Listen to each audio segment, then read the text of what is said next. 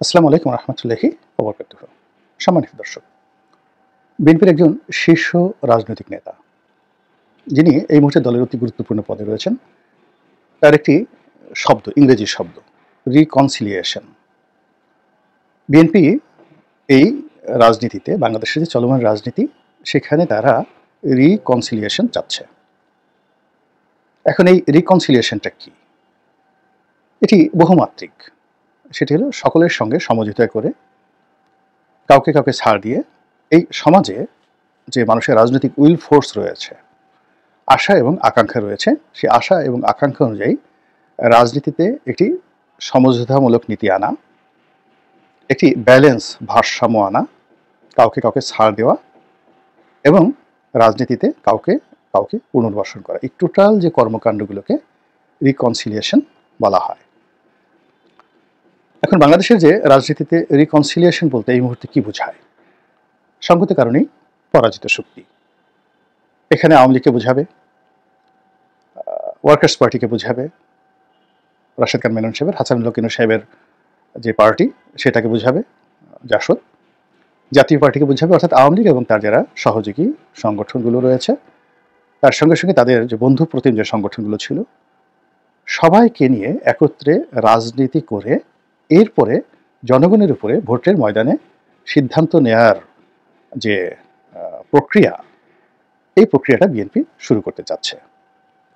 দ্বিতীয়ত হলো যে অতীতের যে কর্মকাণ্ডগুলো রয়েছে, সেই কর্মকাণ্ডগুলোকে প্রাইমা ফেসি, ইংরেজিতে একটা শব্দ আছে, এই প্রাইমা ফেসি ধরে আর এটাকে প্রিজুডিস বানিয়ে, এটাকে প্রিয়াম্বেল বানিয়ে, সংবিধানের ভাষা আছে প্রিজুডিস, ম্যালিস, প্রিজুডিস এবং ম্যালিস, এই দুটো হলো ক্রিমিনোলজির ভাষা।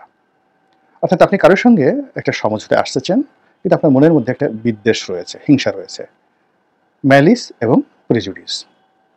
অথবা আপনি একটা পূর্ব শর্ত দিয়ে যা কিছুই করেন না কেন, তাল গাছটি আমার, কিংবা আপনি সবকিছুর উপর একটা জিনিস বসিয়ে দিলেন যে এটার ভিত্তিতে সবকিছু হবে, সংবিধানের যেমন একটা প্রিয়াম্বেল থাকে, এরকম একটা পূর্ব শর্ত, সেই পূর্ব শর্ত দিয়ে আলোচনা। ঠিক ওই রকম না, রিকনসিলিয়েশনে এই কথাটা থাকে না।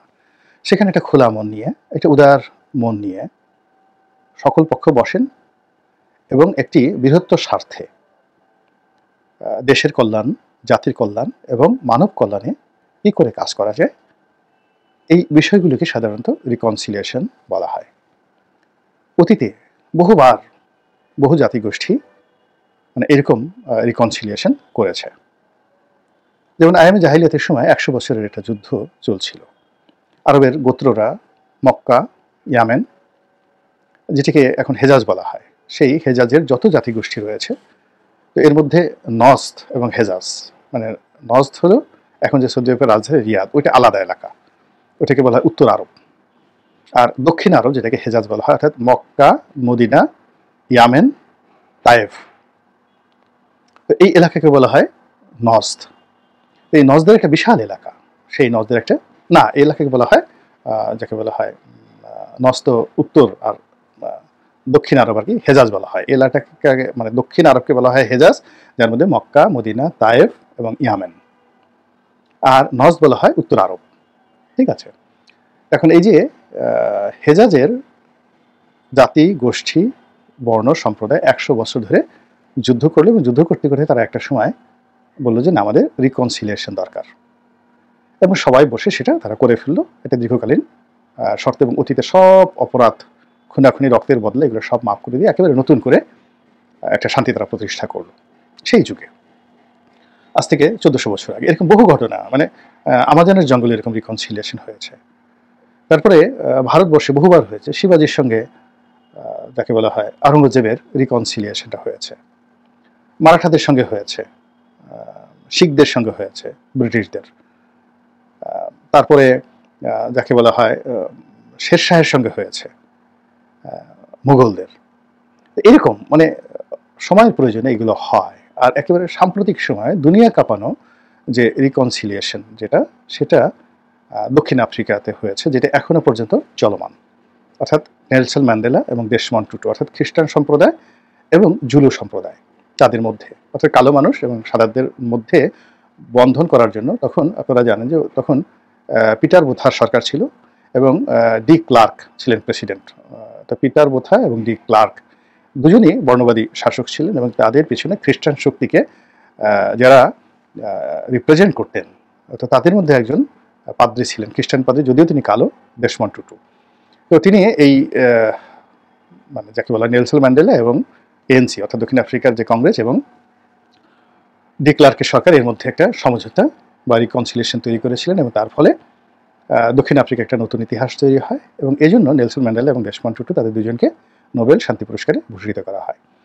একই ঘটনা ঘটেছিল আইজাক রাবিন এবং ইয়াসির আরাফাতের মধ্যে, কিন্তু সেটা পার্টলি এখন মাহমুদ আব্বাস মানে প্যালেস্টাইনের একটি অংশে এখনো বলবৎ আছে সেই রিকনসিলিয়েশনটা, কিন্তু হামাস সেটাকে মানেনি, বলছে যে না এটা হবে না। বিশেষ করে ইয়াসির আরাফাতের মৃত্যুর পরে মাহমুদ আব্বাস যেভাবে ইয়াসির আরাফাতের স্ত্রীকে ম্যানেজ করে ক্ষমতাটা দখল করলেন এবং অনেকটা উদারনৈতিক একটা যাকে বলে রাষ্ট্র ব্যবস্থা তিনি কায়েম করতে চাইলেন, ইসরায়েলের সাথে সামঞ্জস্য রেখে, জর্ডানের সাথে সম্পর্ক রেখে এবং মিশরের সাথে সম্পর্ক রেখে, অনেকটা লিবারেল প্রকৃতির, যেটা হামাস মেনে নিল না, যেটা হিজবুল্লাহ মেনে নিল না, ফলে তারা আলাদা হয়ে গেল। এবং জনগণ, গাজার যারা জনগণ রয়েছে অর্থাৎ পশ্চিম তীরে যারা জনগণ, তারা মাহমুদ আব্বাসের সঙ্গে রইল এবং এখন পর্যন্ত তারা ভালো আছে, কিন্তু গাজার যারা জনগণ তারা ইসমাইল হানিয়াকে সমর্থন দিল এবং গাজার সেখানে আলাদা গভর্নমেন্ট তৈরি করলো এবং তার পরিণতিতে আজকে বুঝতে পারেন। ফলে ওই সময়টিতে যে রিকনসিলিয়েশনটা হয়েছিল সেটা এখন ফিলিস্তিনের একটি অংশে এখন পর্যন্ত কার্যকর, কিন্তু বাকি অংশ সেটা হয়নি। ফলে রিকনসিলিয়েশনের ইতিহাস কিন্তু রয়েছে, সব জায়গাতে রয়েছে। এখন বাংলাদেশে এখন সেই রিকনসিলিয়েশনটার কথা বলা হচ্ছে কেন? বিএনপি যে জিনিসটা দেখছে যে ঠিক আছে, আমরা এখন 35% বিএনপির সাপোর্ট, ঠিক সেম আওয়ামী লীগেরও 35% সাপোর্ট রয়েছে।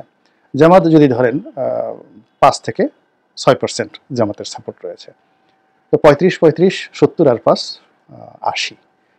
বাকি যে 20% লোকজন রয়েছেন তারা মূলত এর মধ্যে বাকি 5% ছোট ছোট দলের মধ্যে, আর যাকে বলা হয় বাকি 10% আসলে কোনো দল করে না। এই গেল একটা সমীকরণ। দ্বিতীয় সমীকরণ হলো যে এই যে 80% অর্থাৎ জামাতের যদি 5% ধরি বা 10%ও যদি ধরি, 5% ধরি, আর অন্যান্য ছোট ছোট দল, জাসদ বা অন্যান্য দলের যেগুলো খুব একদম স্ট্রংলি দল করেন তাদের 5%, তো টোটাল এখানে 10%। বিএনপি এবং আওয়ামী লীগের হলো 35, 70%, 80% লোক। তো এরা রাজনৈতিক দল করে, কিন্তু এই 80%-এর মধ্যে অ্যাট লিস্ট 50% লোক মানে 40% লোক তারা ভোট দেওয়ার সময় নিজের বিবেককে জাগ্রত করে এবং প্রার্থীকে পছন্দ হলে ভোট দেয়। মানে তারা দল করে বিএনপি বা দল করে আওয়ামী লীগ, কিন্তু স্থানীয় যে রাজনীতির যে সমীকরণ সেই সমীকরণ অনুযায়ী তাদের দলের প্রার্থী পছন্দ না হলে তাদের পুরো পরিবারের ভোটটা সুইং করে। তাহলে কি হলো দেখুন, যে যদি একেবারে ভোট প্রতীক দেখে ভোট হয় তাহলে এখানে 40% লোক অর্থাৎ সেই যে অর্ধেক মানে 80%-এর অর্ধেক 40% লোক তারা কিন্তু প্রার্থী দেখে ভোট দিচ্ছে। এখানে রাজনৈতিক দলগুলোর একটা ঝুঁকি থাকে, ভীষণ রকম ঝুঁকি থাকে। আর বাকি 40% লোক তারা দলীয় প্রার্থীকে ভোট দিচ্ছে। তো এখানে 40% লোক দলীয় প্রার্থীকে ভোট দিচ্ছেন, আর ওদিকে যদি 40% আমরা এখানে ধরি তারা প্রার্থীকে ভোট দেয়, আর 10% রয়েছে যারা নিরপেক্ষ, তারা হয়তো ভোটই দেয় না। তো অলমোস্ট 50% রয়েছে ফ্লোটিং ভোট। একেবারে এটা হলো নর্মাল ইকুয়েশন। এরপর যদি আপনি আরও জটিল দিকে যান, সেখানে যদি আপনি মহিলা ভোটার ধরেন, বিএনপি, আওয়ামী লীগ, জামাত, তাদের যে মহিলা ভোটার, সেই মহিলা ভোটারদের একটা বিরাট অংশ তারা প্রার্থীর গুণাগুণ বিচার করে, প্রার্থীর চেহারা সুরত বিচার করে, এবং মহিলা ভোটারদের মধ্যে যারা তরুণ তারা প্রার্থীর মধ্যে ম্যানশিপ দেখে, যারা প্রবীণা তারা তার মধ্যে একটা ছেলে মানে নিজের ছেলে সন্তান সুলভ একটা আকুতি তার কাছে চায়। অর্থাৎ মহিলা ভোটার যারা রয়েছে সেটা যে দলেরই হোক না কেন, অর্থাৎ 80% যারা একেবারে দল করেন অন্ধ, এই মহিলা ভোটারদের অলমোস্ট অর্ধেক তারা সুইং করে, আলাদা সুইং করে। আচ্ছা, এরপরে যারা নতুন ভোটার হয়েছেন এই নতুন ভোটার সম্পর্কে কিছুই বলা যায় না। এই নতুন ভোটার 100% তারা সুইং করবে স্থানকাল পাত্র ভেদে। ফলে বিএনপির যে 35% বা জামাতের যে 5% to 6% অথবা আওয়ামী লীগের 35%, এখন এর মধ্যে যে সুইং করছে, নারী ভোটার সুইং করছে, নতুন ভোটাররা সুইং করছে, আর ওই যে অর্ধেক ভোটার যারা খুব কনজারভেটিভ না প্রার্থী দেখে, সব মিলিয়ে আসলে রাজনৈতিক দলগুলোর হাতে মানে নির্ভর করার মতো আওয়ামী লীগের হাতে 10% ভোটও নেই, বিএনপির হাতে 10% ভোটও নেই, আর জামাতের হাতে সেই যাকে বলা জামাতের যে ভোট, সেই ভোট যদি 5% হয় তাহলে 1% ভোটও জামাতের হাতে নেই। This is the reality. এখন এই যে গত 8 মাসে আমরা যা কিছু দেখছি সব কিছু এলোমেলো হয়ে গেছে। অর্থাৎ একটা মৌচাক, সেই মৌচাকটা খসে পড়েছে এবং মৌ নিয়ে গেছে, চাকও নিয়ে গেছে। এখন এই যে একটা মৌচাকে যে 10 লাখ মৌমাছি থাকে, সেই মৌমাছি এখন কি করছে? উড়ে বেড়াচ্ছে। এখন তারা উড়ে বেড়াচ্ছে রানীকে কেন্দ্র করে। রানীর একটা রয়্যাল জেলি থাকে, সেই রয়্যাল জেলির যে সুগন্ধ ওটাকে অনুভব করে এই 10 লাখ মাছি ঘুরে বেড়াচ্ছে এবং রানীর হুকুমে তারা আবার একটা নতুন রিকনসিলিয়েশন করছে, নতুন একটা চাক তৈরি করছে। তো মৌমাছি প্রকৃতির একটা উদাহরণ। সেই উদাহরণ থেকেই এখন এই যে রাজনীতির যে মৌচাক, সেই মৌচাকটি ভেঙে ফেলা হয়েছে। এখানের যে মধু, এটা মৌয়াল যারা আছে তারা নিয়ে গেছে। এবং এই রাজনীতির লক্ষ লক্ষ নেতাকর্মী, সেই লক্ষ লক্ষ নেতাকর্মী কেবলই মাত্র দলের নামে, মানে ওখানে যেমন রানী মৌমাছি রয়েছে, সেই রানী মৌমাছির যে রয়্যাল জেলি, রাজকীয় যে জেলি সুধারস, সেটা সুগন্ধের দ্বারা আকৃষ্ট হচ্ছে। একইভাবে বাংলাদেশের যারা রাজনীতির মৌমাছি, তারা রাজনৈতিক দলগুলোর যে royal jelly, Awami League, BNP, Jamaat, Jatiya Party, এই নামগুলি হলো তাদের রয়্যাল জেলি। এখানে শেখ হাসিনা, খালেদা জিয়া, তারেক রহমান, জয়, এরশাদ কিচ্ছু না। এখানে ওই পার্টির নামটা ব্র্যান্ডিং হয়ে গেছে। এর কারণ হলো আমরা সবাই যখন মনে করি যে একজন ব্যক্তি অপরিহার্য, ধরুন যতদিন জিয়া রহমান সাহেব ছিলেন তার বাড়িতে অন্য কোনো কথাকে কল্পনা করেনি, কিংবা যতদিন বেগম জিয়া সুস্থ ছিলেন কেউ তারেক রহমান সাহেবের কথা কল্পনা করেনি, মনে করতে যে ভবিষ্যতে আসতে পারেন, কিন্তু কল্পনা করেনি। আবার যতদিন হোসেন শহীদ সরওয়ার্দী ছিলেন বা ভাসানী যখন ছিলেন দলের প্রধান, কেউ কল্পনা করেনি হোসেন শহীদ সরওয়ার্দী আসবেন। হোসেন শহীদ সরওয়ার্দী জমানা পর্যন্ত কেউ কল্পনা করেনি শেখ মুজিব আসবেন। বঙ্গবন্ধু যখন এলেন কেউ শেখ হাসিনার কথা স্বপ্নেও কল্পনা করেনি, কল্পনাই করেনি। হয়তো বিকল্পভাবে চিন্তা করতে যে বড় জোর শেখ মনি আসতে পারে 75 পর্যন্ত। আবার এখন শেখ হাসিনার বাইরে কেউ কল্পনা করছে না, এটা যেমন স্বাভাবিক। একইভাবে যারা কল্পনা করছে না, ক্ষমতায় থাকে, তারা মনে করে যে আমি ছাড়া বোধ হয় এখানে আর বিকল্প নেই। কিন্তু বাস্তবতা হলো যে পার্টির যে রয়্যাল জেলি, ওটা ব্র্যান্ডিং হয় তার নামের কারণে। কংগ্রেস, বিজেপি, কিংবা ইংল্যান্ডের যে পার্টিগুলো আছে, লেবার পার্টি, টরি পার্টি, কনজারভেটিভ পার্টি, কিংবা ধরুন আমেরিকাতে যারা আছে রিপাবলিকান, ডেমোক্র্যাট, এরকম। তো বাংলাদেশেও কিন্তু এরকম ব্র্যান্ডিং হয়ে গেছে পার্টিগুলো। এবং এখন পর্যন্ত ঘুরে ফিরে আপনি যত কিছুই বলেন না কেন, জিএম কাদেরকে যত তুচ্ছ-তাচ্ছিল্য করেন না কেন, লাঙ্গল প্রতীক দিয়ে একটা ফেয়ার ইলেকশন ছেড়ে দেন। তারপরে গিয়ে দেখেন রংপুর, গাইবান্ধা, কুড়িগ্রাম, নীলফামারী, এই সমস্ত এলাকায় কি ঘটে, জাস্ট একটা ফেয়ার ইলেকশন দিয়ে দেখেন।